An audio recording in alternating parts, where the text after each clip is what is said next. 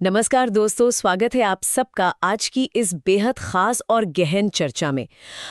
आज हम जिस विषय पर बात करने वाले हैं ना, वो सीडीपी यानी चाइल्ड डेवलपमेंट एंड पेडागोजी का एक बहुत ही इम्पोर्टेंट टॉपिक है, सीखने के सिद्धांत यानी लर्निंग थ्योरीज। हाँ, और आज की चर्चा हमने विशेष रूप से ऐतिहासिक नॉलेज द्वारा तैयार किए गए एक शानदार मास्टर क्लास पर आधारित रखी है। ये मटेरियल खास तौर पर उन स्टूडेंट्स के लिए डिजाइन किया गया है जो यूपी टेट और झारखंड टेट 2026 की तैयारी कर रहे हैं। बिल्कुल। और देखिए, हमारा मकसद सिर्फ एग्जाम पास कराना नहीं है, बल्कि इस पूरे कॉन्सेप्ट को डिकोड करना है कि आखिर एक बच्चा सीखता कैसे है और एक टीचर उसको कैसे बेहतर तरीके से सिखा सकता है। सही कहा आपने। देखिए, अगर हम बेसिक प्रोसेस की बात करें ना, तो ऐतिहासिक नॉलेज के इस सोर्स में बहुत क्लियरली बताया गया है कि लर्निंग थ्योरी सिर्फ किताबी बातें नहीं है। हाँ, मतलब लोग सोचते हैं कि बस नॉलेज दे दिया और बच्चे ने सीख लिया। वही तो सबसे बड़ी गलतफहमी है। सोर्स के अनुसार सीखने की प्रक्रिया एक स्ट्रेट लाइन में चलती है। टीचर या एनवायरनमेंट का असर बच्चे के दिमाग पे पड़ता है, पर उसका फाइनल रिजल्ट क्या होना चाहिए? बिहेवियर चेंज यानी व्यवहार में बदलाव। सही बात है। अगर बिहेवियर में चेंज नहीं आया तो इसका मतलब आपने कुछ नहीं सीखा है ना। एग्जैक्टली। अगर एक स्टूडेंट ने नया कॉन्सेप्ट सुना पर उसके प्रॉब्लम सॉल्व करने के तरीके में कोई फर्क नहीं आया, तो प्रैक्टिकली वहां लर्निंग हुई ही नहीं। वाह, ये काफी डीप बात है। तो दोस्तों, आज हम तीन सबसे बड़े थिंकर्स पियाजे, वाइगॉट्स्की और स्किनर, इनके सिद्धांतों को डिटेल में समझेंगे। तो चलिए पहले सिद्धांत से शुरू करते हैं, जीन पियाजे की कॉग्निटिव डेवलपमेंट थ्योरी। हाँ, और पियाजे का जो कोर कॉन्सेप्ट था वो बहुत ही क्लियर था। उनका मानना था कि बच्चा खुद अपने अनुभव से सीखता है। वो एक नन्हा वैज्ञानिक है जो अपने आसपास की दुनिया को एक्सप्लोर करता है। यानी वो एक खाली बर्तन नहीं है जिसमें टीचर ज्ञान भर देगा, है ना। इस थ्योरी में ना एक बड़ा इंटरेस्टिंग वर्ड यूज हुआ है, स्कीमा। मैं इसको ऐसे देखती हूँ जैसे हमारे दिमाग का एक मेंटल फाइलिंग कैबिनेट हो। बिल्कुल सही एग्जाम्पल दिया आपने। दिमाग का ढांचा जिसमें हम हर नई जानकारी की एक फाइल बनाकर रखते हैं। पर एक कंफ्यूजन बहुत होती है यहाँ। सोर्स में दो टर्म्स हैं, एसिमिलेशन और एकोमोडेशन। इनमें असल में क्या फर्क है? क्योंकि दोनों का मतलब नई चीज सीखना ही लगता है। कोई रोजमर्रा का एग्जाम्पल है इसका? हाँ, देखिए, इसको ऐसे समझते हैं। एसिमिलेशन का मतलब है नई चीज को पुराने ढांचे में फिट करना। जैसे जब चैट जीपीटी नया नया आया था ना, तो लोगों ने सोचा कि ये गूगल जैसा कोई सर्च इंजन है। हाँ, मतलब उन्होंने एक नए टूल को अपने पुराने सर्च इंजन वाले स्कीमा में डाल दिया। बिल्कुल, वो हो गया असिमिलेशन। पर जब उन्हें रियलाइज हुआ कि अरे नहीं, ये तो कोड लिख सकता है, कविता लिख सकता है, तो उनका पुराना स्कीमा वहां काम नहीं आया। तो उन्हें अपनी पूरी सोच बदलनी पड़ी। सही कहा। पुरानी सोच को बदलकर एक नया स्कीमा बनाना, ये अकोमोडेशन होता है। यानी जब रियलिटी आपके पुराने फाइलिंग कैबिनेट में फिट न बैठे, तो आपको कैबिनेट ही अपग्रेड करना पड़ेगा। क्या बात है, ये तो बहुत आसानी से क्लियर हो गया। तो पियाजे का फोकस इस बात पर था कि दिमाग खुद से ये सब करता है, और उन्होंने इसे 4 स्टेजेस में भी तो बांटा है ना। हाँ, पियाजे का मानना था कि बच्चा अपनी उम्र के हिसाब से सीखता है। उनकी 4 स्टेजेस हैं। सेंसरी मोटर, जो 0 से 2 साल तक होती है। फिर प्री ऑपरेशनल, जो 2 से 7 साल की है, जिसमें लैंग्वेज आती है पर लॉजिक कम होता है। एग्जैक्टली। फिर आती है कॉन्क्रीट स्टेज, 7 से 11 साल, जहां बच्चा ठोस चीजों को देखकर लॉजिक लगाता है। और आखिर में फॉर्मल स्टेज, 11 साल और उसके ऊपर, जहां वो एब्स्ट्रैक्ट यानी अमूर्त बातें भी समझ लेता है। पर वेट, अगर पियाजे कह रहे हैं कि बच्चा पूरी तरह से अपनी उम्र और खुद के अनुभव से सीख रहा है, तो भाई एक टीचर की या बाहरी एनवायरनमेंट की जरूरत ही क्या है फिर? बच्चा तो खुद ही सब कर लेगा ना। बहुत बढ़िया सवाल पूछा आपने, और यही वो पॉइंट था जहां दूसरे बड़े थिंकर लेव वाइगॉट्स्की ने पियाजे को चैलेंज किया। अच्छा, तो वाइगॉट्स्की का अप्रोच बिल्कुल अलग था। एकदम अलग। वाइगॉट्स्की के थ्योरी का नाम ही है सोशल इंटरैक्शन थ्योरी। उनका साफ कहना था कि बच्चा अकेले एक कमरे में नहीं सीख सकता, वो समाज और दूसरों के साथ इंटरैक्ट करके ही सीखता है। तो पियाजे कह रहे थे खुद से और वाइगॉट्स्की कह रहे हैं समाज से। बिल्कुल। वाइगॉट्स्की का कोर कॉन्सेप्ट ही यही था कि लर्निंग एक सोशल प्रोसेस है, और यहीं पर उनके 2 सबसे फेमस कॉन्सेप्ट्स आते हैं, ZPD और स्कैफोल्डिंग। हाँ, ZPD यानी जोन ऑफ प्रॉक्सिमल डेवलपमेंट। इसको अगर हम आसान भाषा में समझे तो ये क्या है? देखिए, ZPD को आप एक गैप समझिए।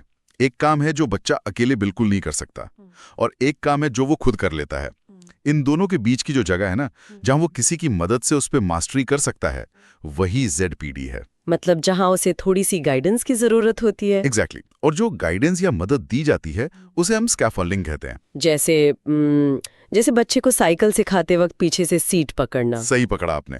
पर ध्यान रहे, हम बच्चे के लिए पेडल नहीं मार रहे हैं, हम सिर्फ तब तक सहारा दे रहे हैं जब तक वो बैलेंस बनाना ना सीख जाए। और जैसे ही वो खुद बैलेंस बनाता है, हम हाथ हटा लेते हैं। बिल्कुल। और यही एक अच्छी टीचर का काम है। वाइगॉत्स्की कहते थे कि टीचर ZPD में स्कैफोल्डिंग देता है ताकि बच्चे का डेवलपमेंट हो सके। ये तो बहुत लॉजिकल लगता है।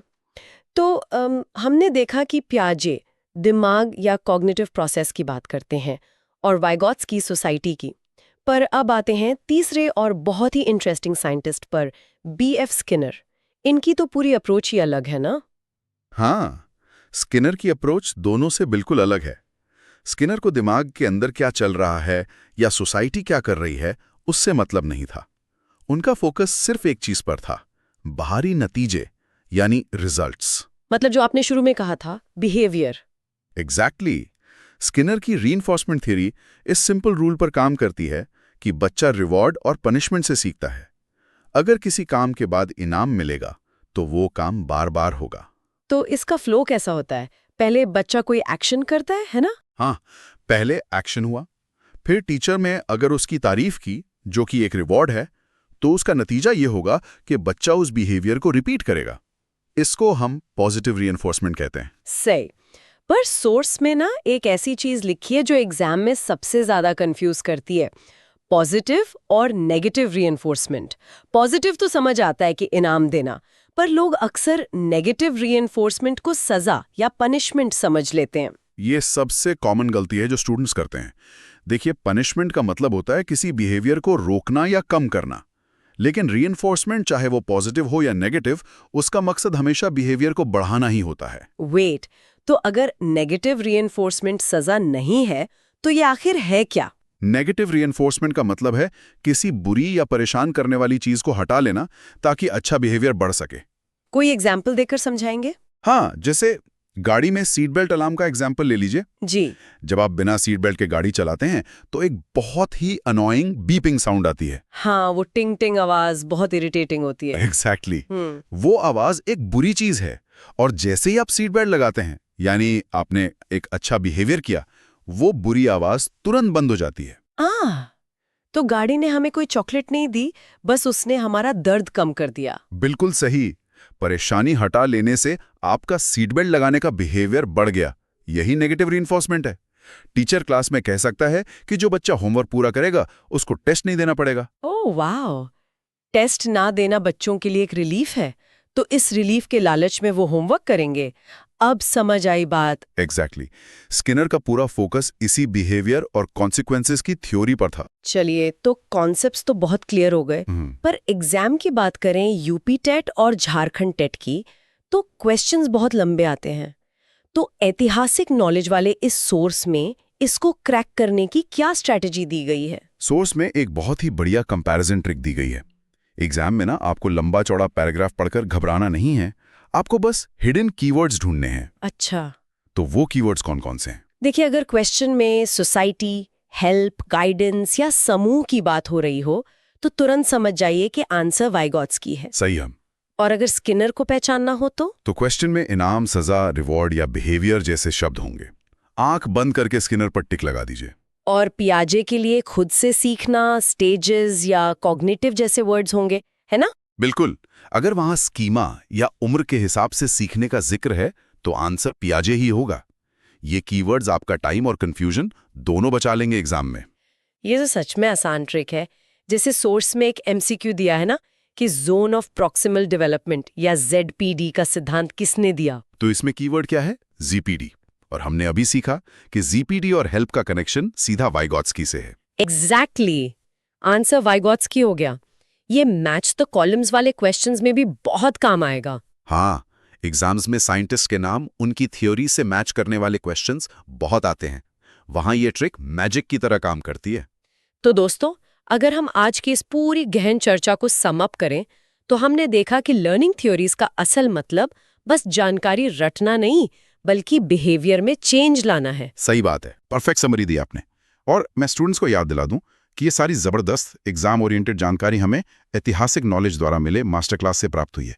जो लोग सीरियस तैयारी कर रहे हैं वो ऐसी बेहतरीन सामग्री के लिए उनके चैनल से जुड़ सकते हैं। सही कहा।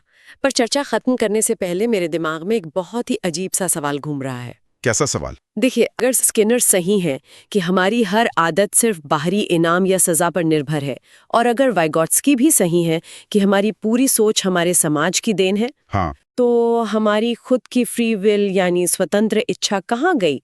क्या हम वाकई अपनी मर्जी से कुछ सीखते हैं, या हम बस वही बन जाते हैं जो हमारा एनवायरनमेंट हमसे चाहता है? बाप रे, ये तो सच में सोचने वाली बात है। यानी अगली बार जब आप कुछ नया सीखें तो खुद से पूछें, क्या ये मैं सीख रहा हूं या मेरा माहौल मुझे सिखा रहा है? एग्जैक्टली। इसी प्रोवोक करने वाले थॉट के साथ हम आज की इस डीप डाइव चर्चा को यहीं रोकते हैं। पढ़ते रहिए और अपने आसपास के एनवायरनमेंट को ऑब्जर्व करते रहिए। अलविदा दोस्तों।